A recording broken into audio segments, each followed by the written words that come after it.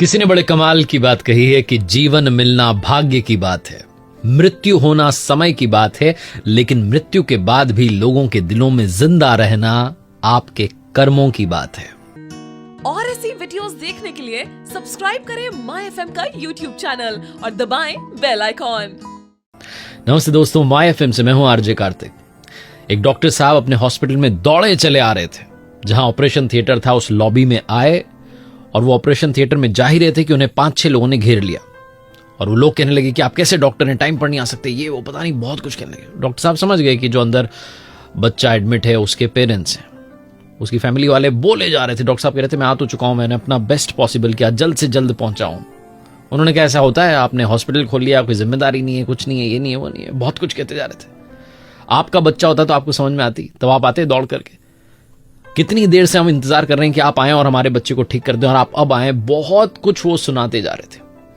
Doctor साहब ने कहा आप माफ कीजिए, अब हमें और समय व्यर्थ नहीं करना चाहिए। वो बिना देरी के ऑपरेशन थिएटर में चले गए।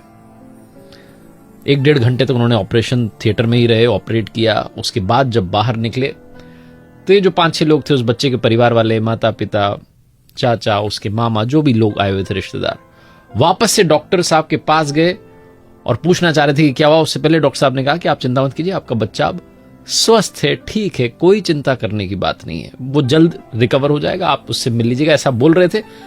इतने में इन्होंने अपने सवाल दाग दिए। डॉक्टर साहब हम उसे यहां से कब घर ले जा सकते हैं, कब ये हो सकता है, हो सकता है। डॉक्टर ने कहा ये सारे सवाल आप नर्स से पूछ लेना। ये बोलकर के डॉक्टर साहब जिस स्पीड से आए थे उससे 2 गुनी स्पीड से वहां से चले गए। ये जो बच्चे के पेरेंट्स थे, इनको लगा कि कैसा डॉक्टर है, इतना घमंडी डॉक्टर है, इतना इगोइस्टिक है। नर्स जब बाहर आई तो उनसे कहा मैडम, वो बच्चे की हालत बता कि बच्चे को छोड़ो, आप पहले ये बताओ ये जो डॉक्टर है इतने घमंडी क्यों है, इतना किस बात का घमंड है इनको, इतना बड़ा हॉस्पिटल खोल लिया, इस बात का घमंड है, किस चीज का ईगो लेके चल रहे हैं। इनका बच्चा होता ना तो इनको समझ में आती, वापस से सुनाने लगे। नर्स ने कहा सुनिए तो सही। नर्स बोलते बोलते इमोशनल हो गई, कहने लगी कि आज सुबह एक रोड एक्सीडेंट में डॉक्टर साहब के बेटे की डेथ हो गई है। जब हमने इन्हें कॉल किया कि यहां एक केस आया है, एक बच्चा ऑपरेशन थिएटर में आपको आना है, तो इन्होंने बिना देरी के हां कही और तुरंत दौड़े चले आए। हम भी नहीं समझ पा रहे थे कि कैसे मैंने कॉल करें, लेकिन हमारी जिम्मेदारी थी इन्हें बताना कोई पेशेंट आया। इन्होंने ना नुकुर नहीं की, सीधे चले आए और अब वापस स्पीड में गए हैं क्योंकि इन्हें अपने बच्चे का अंतिम संस्कार करना है। बहुत छोटी सी कहानी जो लाइफ में सिखाती है कि जीवन में हम कई बार सामने वाले की परिस्थिति जाने बगैर रिएक्ट कर देते हैं।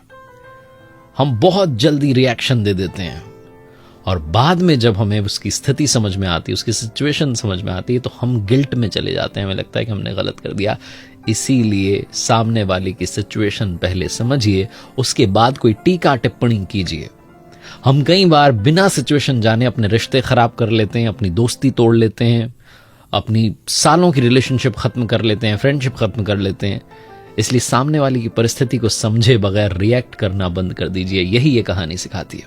एक बार फिर से वही बात, ऊपर वाले के आशीर्वाद के साथ, अपनों के प्यार के साथ और अपनी मेहनत के साथ कर दिखाओ कुछ ऐसा कि दुनिया करना चाहे आप। ऐसे ही वीडियोस देखने के लिए सब्सक्राइब करें माय एफएम का ऑफिशियल यूट्यूब चैनल। याद रखिए, अगर आप कुछ अच्छा सुन रहे हैं तो माय एफएम सुन रहे हैं। चलो आज कुछ अच्छा सुनते हैं।